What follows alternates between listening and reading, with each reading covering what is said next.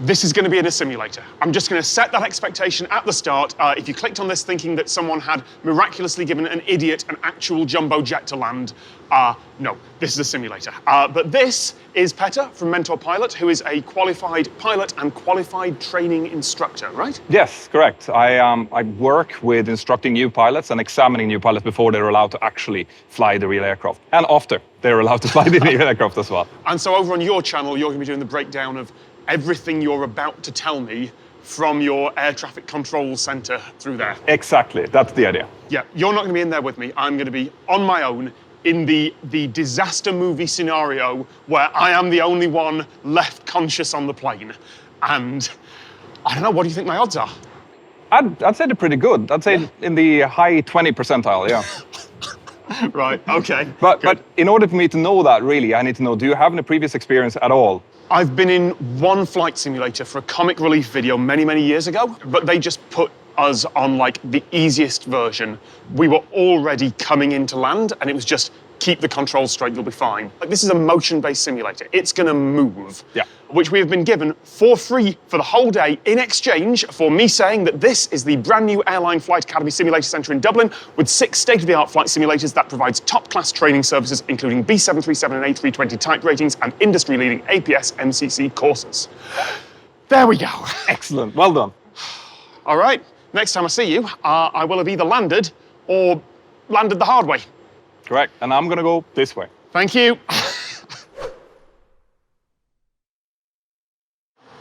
Okay, I'm in position, seatbelt on. I mean, I guess this is the first cheat, which is that I would never have got through that cockpit door, right? Absolutely. So we have to do this as a theoretical scenario where you have gotten access to the cockpit in some fashion, but in reality, in an emergency like this, a passenger would never get access through the closed cockpit door.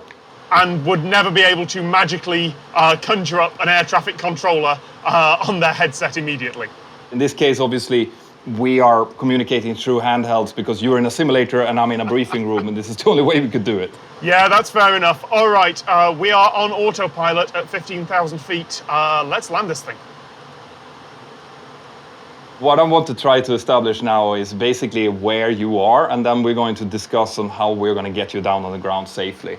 So if you could see at the top of that display, there should be a box with 3 green values in it, something like N1, hopefully LNAV, and something else. Can you say to me what it says in those 3 values at the top? Yes, I can. Left is Mike Charlie Papa Sierra Papa Delta. Middle is LNAV. Right is Alt Hold. Perfect. That means that you're maintaining the altitude now. And remember that the autopilot that you've just confirmed is on is like a third crew member. That's the way that we pilots view it, okay? That crew member is perfectly capable of flying this aircraft. So what we're going to do from now on is we're going to try to tell that autopilot what to do in order to get you safely down on the ground, okay?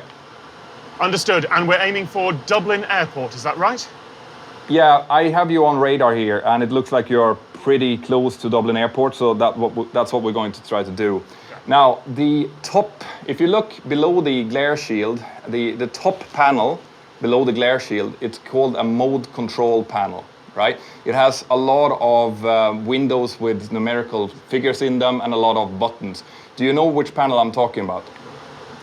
I believe so. That would be directly below the windscreen, the windshield. Yeah, that's correct. That panel controls the autopilot, okay? You will see on the right-hand side that there is one button that says Charlie, Mike, Delta, and it would be green. Confirm? Confirm. Yeah, that's the autopilot button. Do not press that because that disconnects the autopilot and that would be a very bad day. Understood. Not touching that button. Okay. If you can find the window that says altitude on it, tell me when you've seen it. I see it. It reads 15,000.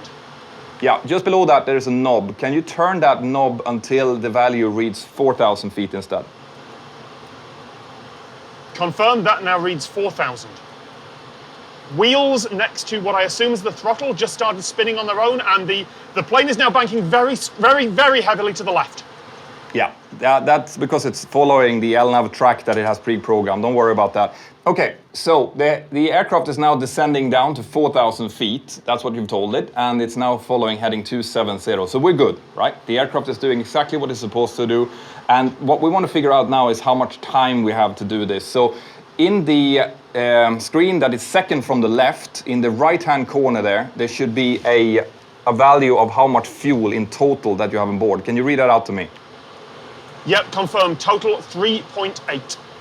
3.8. Okay, that's perfect. So that's quite a lot of fuel. So we have plenty of time. All right. So time is not an issue. Okay. From now on, it's going to start to be a little bit more complicated. Okay, because now we have the aircraft under control. So now we're going to try to get it into a position from which it can auto land. So first of all, I want you to get your seat adjusted where you can rest your feet on the pedals easily. If this is an ejector seat, I'm going to kill him. Yep, okay, I'm in position. All right, so what we need to do now is you're going way too fast, okay? We need to get your speed back in order to make a safe landing. So if you go up to the mode control panel again and you go out to the left side, the second window from the left should read iOS or Mac. Can you tell me again what the number is in that window? 291. Okay, that means that you're flying 291 knots at the moment. Can you bring that value back to 220 knots? 220, confirmed. Perfect. Can you just tell me if the speed is reducing? No, it's not. There was also just a very loud beep that sounded like a dial tone for about 2 seconds. You can disregard that for now. That's because you are about to level off at your altitude. That's good. Okay. The speed is not decreasing. We're still at 262. Well, if you're at 262 and you were at 293, then it is reducing. Oh yeah, I'm just nearly panicking slightly. I kind of forgot this was a simulator for a minute. Okay, good. Now we're going to turn the aircraft again. So if you go back up to the mode control panel and look at the heading window again. Yep, currently reading 270. Okay, can you turn that knob below that to the left until you get a number of 100 on it?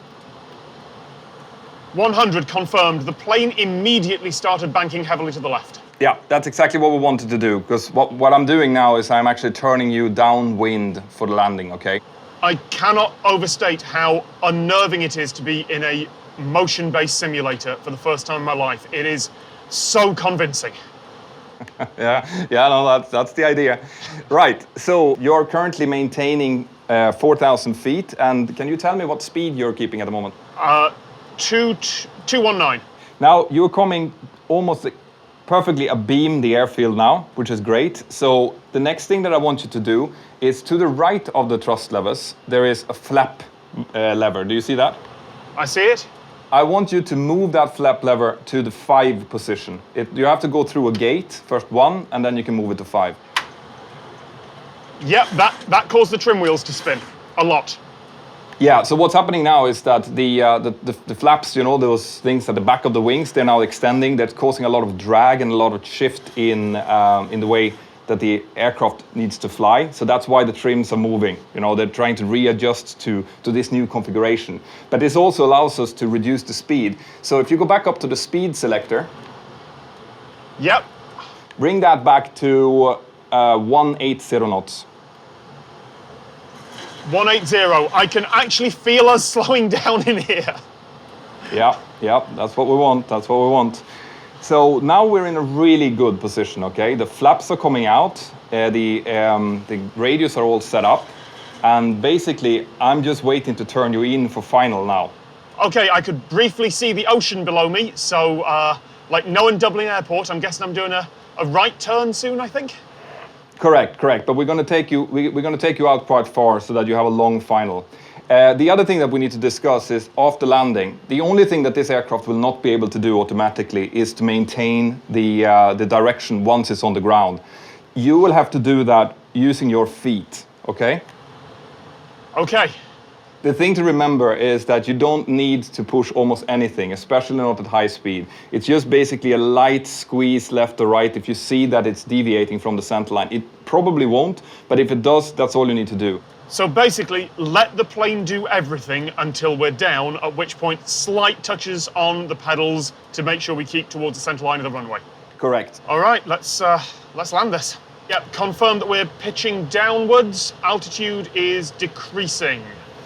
Perfect, perfect. That's exactly what. Now you're captured on the glide slope and the localizer, so now we're well set up. Now the next thing that you need to do is if you go up to those autopilot buttons that I talked about, you can see those 4 ones at the top right part of the mode control panel. Yes, I see it. A/P engage. Also, I have visual on the runway. The next thing we want to do is we want to reduce the speed back to landing speed. So if you take the flap selector and bring it all the way back to flap 40. Flap 40, got it. We just had the 2500 announcement. A lot of trim happening. Yeah, because the flaps are extending to its full position, so that's perfectly normal. As we now get a little bit lower, I want you to monitor the flight mode annunciator, those 3 green bars on the top, and just tell me if something appears there, something different. All right, we've just got green letters at the moment. I'll let you know if anything changes. +100. Perfect. What I'm looking for is something called flare. It should say flare, but it'll come later on. Minimums. Flare and minimums were just called. Remember now that once the aircraft touches down, which it's going to do by itself, once that's happening, then you are the one that's going to control it on the ground with the rudders. So don't do any big adjustments, very small, smooth adjustments on the runway, and just let it come to a complete stop, okay? 1,000. Understood, just passed through 1,000 and I've got the Dublin smokestacks over to the left of me. All right, here goes. Okay, can you see flare annunciated on the primary flight display, on the FMA? Yeah, I have flare on the display in front of me. Perfect, that means that the aircraft knows that it's going to do an auto land, so that's good news. There are cars on the roads in this simulator. I just want to tell you, good luck. We're all counting on you.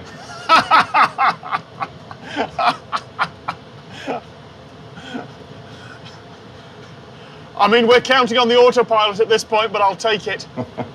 Yeah, you're getting close now, man. Very close. I'm just going to keep my feet resting on the pedals, ready for arrival.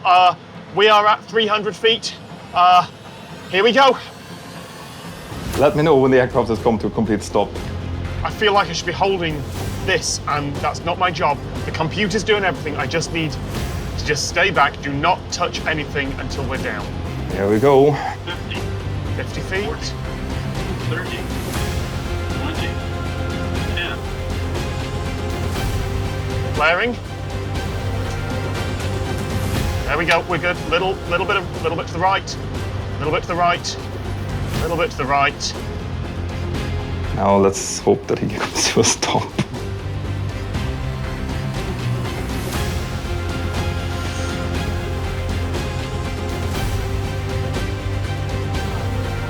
Come on, Tom. There we are. The aircraft is at a complete stop. We have landed.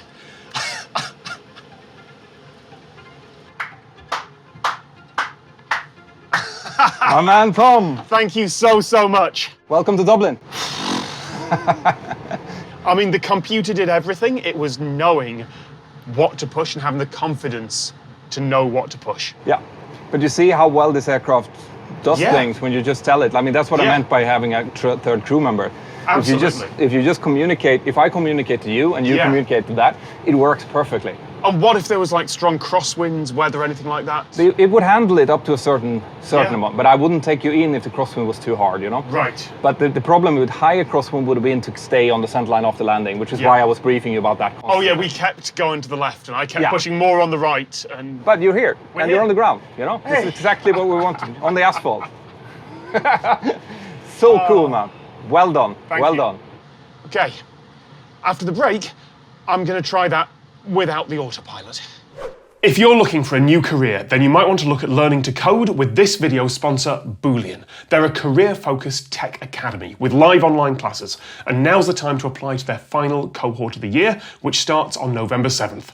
Boolean's courses last between 10 weeks and 6 months, full-time or part-time. You can choose between front-end development, full stack, or data analytics. And those courses are designed to start a career. They focus on practical work, and their teachers are people with industry experience who've done the job, not just learned the theory. You can have a look at testimonials from previous students on their site, and they also have a refund guarantee. If you complete the course, apply to jobs, and don't get hired, they'll refund you. Or you can choose to pay afterwards when you actually get hired. So if you're seriously considering taking the next step in your career and joining a fast-growing industry like tech, you may want to consider signing up for Boolean's last cohort of the year. And if you mention that you found out about them from me when you apply, they'll also give you a £500 discount. There's a link down in the description. Good luck for your future. And as for my future, well, it's time to turn off the autopilot. Okay, a few upgrades and a few very much downgrades. I've got a push to talk button down here now, so I don't need to keep reaching up to the microphone to touch things. But also, the very first thing we're going to do as soon as the sim sets off is turn off the autopilot. Wish me luck. Okay, ready when you are. Okay, so if you hold onto the steering yoke on your right-hand side, there is a button by your right thumb. Do you find it? The one that says autopilot disengage.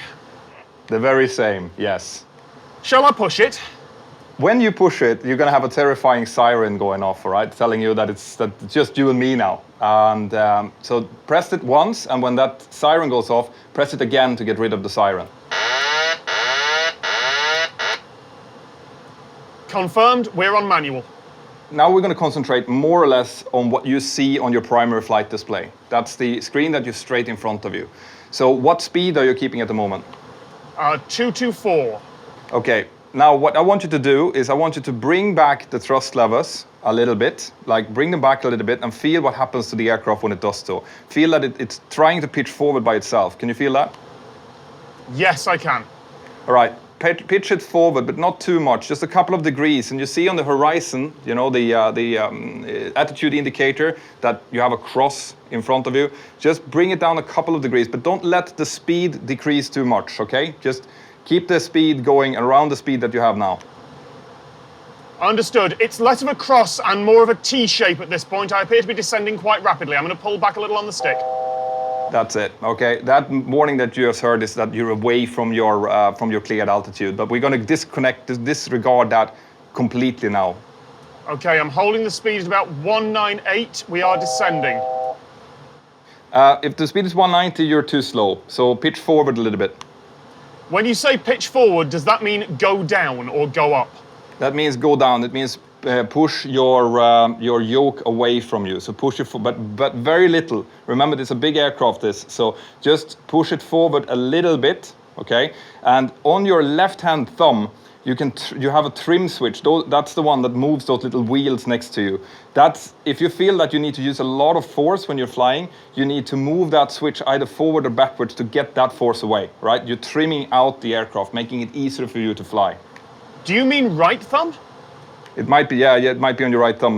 You're actually in the first officer seat, so that makes sense. Can you see those? Try them. Move them forward and see if those little wheels move. Got it. Okay, so use those. If you feel that the forces are being too much, then use them to either go forward or backward in order to feel better, basically. I'm not going to tell you how to do it. You're going to have to find that out yourself. Right turn, please. So bank to the right. Turn right a little bit. Confirming, banking right, 20 degrees. Perfect, that's it. Okay, how's your speed doing? 223. Perfect. Passing through 5,000 feet. Yeah, I can see you, and I can see that you're turning as well, so that's good. Now, what I would like you to do is add a little bit of thrust and just feel how the aircraft feels different when you do so, all right? So add a bit of thrust and feel how that pushes the nose upwards. That's just to prepare you for what's going to happen later on when we get onto the approach. Yep, understood. Increased thrust. Yeah, so keep the speed. This time you can set the speed to about 190 knots, okay?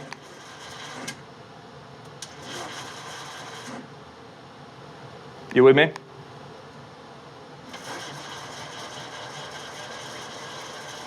Speed, okay, hang on, I need to level this out.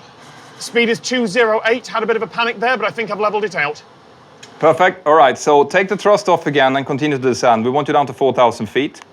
I have no idea whether I'm going up or down unless I check the instrument display in front of me.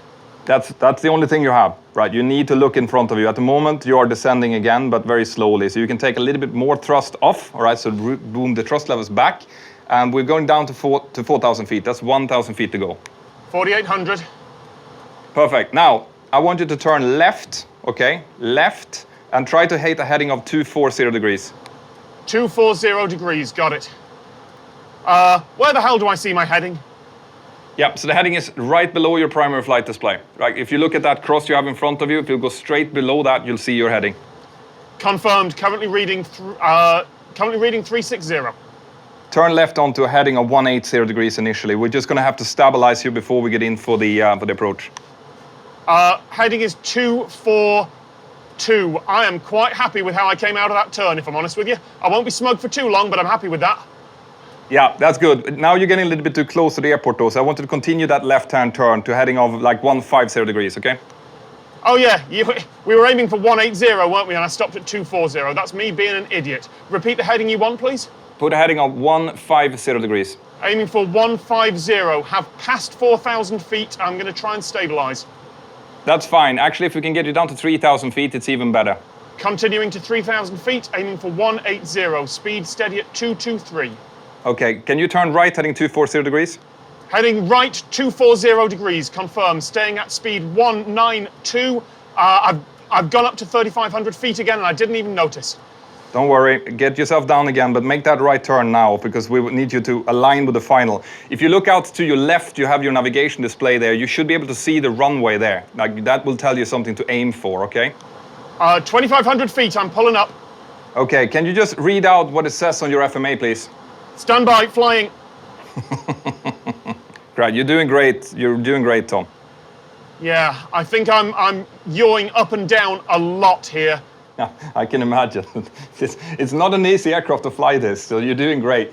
Okay, make sure you don't turn too much to the right, okay? You're on a heading of 290 degrees now, so just keep that diamond in the center. I just noticed that. I turned completely the wrong way. That was me being an idiot. No, just keep that diamond in the center, right? It'll tell you what to do. The idea is that you're supposed to be with, you see that white rectangle in the middle? That's you. And if that's in the middle of that cross, then you're bang on, okay? That's what you're looking for. The diamond is way off to the left. Do I need to steer left or right? If the diamond is to the left, you need to turn to the left. Confirm, doing that now. Small corrections. I know it's small corrections. I'm just not making small corrections because I'm panicking because this is... So you need to turn left now. Understood. This is extremely convincing. There's so much to keep track of. I have a glide slope diamond. Okay. Try to get yourself back on the localizer, okay? Because I think you're a little bit off to the on the right-hand side, so you might have turned a bit left. Now, when you hit the glide slope diamond, when that comes into the middle, then bring the thrust levels back to about 50%. Okay, I have visual on the runway. Okay, what's the diamond on the right-hand side doing? It is dead level. Okay, start pitching down. Pitch down to about a little bit minus. You want to descend with about 800 feet per minute. Understood. I'm not on the ILS. I can't see the... I'm several degrees off here. Okay, but you see the runway. Just point for the runway at this point. If you're visual, point for the runway and keep descending. Now, what we need to do is you need to put the gear down, okay? Put the gear down. Gear is going down. Bring the flaps to 15. Flaps to 15. Repeat what you said about thrust earlier, please. Yeah, bring the thrust back. And if you look at your engine instrumentation, that's on the third screen on your left, at the very top there, put the N1 value to 53%. Where the hell's the N1 value? Don't matter. Pitch down. You're too high now. Can you see the runway still? Yes, I can still see the runway. Okay, can you see if there's a couple of lights on the left-hand side, white or red? All white. I know I need two white, two red. Yeah, so pitch down, take thrust off to idle, okay? This is not a good angle to be coming into a runway from. This is not good. Okay, so how is it looking? Are you descending? Not good. He's too high. Keep descending, okay? And I think you're leveling. You're quite aligned with the runway now. Keep descending. Bring the flaps back to 30, please. Keep the thrust at idle and keep descending until you get at least one red. When you do that, start pitching up. I have two white lights and two red lights. I'm going to try and hold it there. That's perfect. So the thrust should come up a little bit now, because if you're taking flaps 40 and you don't have any thrust, it's going to stall. So bring the thrust up to about midway. Understood. 1,000 feet. Okay, you have the gear down and the flaps to 30, confirm? Confirmed. Okay, just aim at the very beginning of the runway. Now, when you get over the runway, close the thrust levers and keep the altitude more or less. So let it just sink down on the runway itself. Once you land, you have to use those brakes at the top of your feet, okay? The brakes to stop it, otherwise it will not stop. I'm aiming for the taxiway. There's no way I can hit the runway. Okay, if you have a nice long straight ahead of you, then use that. And just make sure that you set it down on the asphalt, okay? Light slow. Light slow. Light slow. Breathe. 20. 10. No! And that was a crash. Yeah, I'm sorry, man. Oh, it was so... there was just so many things at the end there. Woo! Oh, thank you for trying. Well, we got you. Did you crash on the runway or in the airport vicinity at least? I was lined up what I think was pretty well for a taxiway. Like, I tried to square it up at the end, didn't quite get it, but I had a taxiway in front of me, and then I just tried to brake and flare and everything, and it just hit way too hard. Yeah, right, yeah. But at least you happen on the airport perimeter, which means that you have emergency services and everything there, which is pretty much the best we could expect from this kind of situation, so well done. I'll take that. Thank you very much, Petter. More than welcome.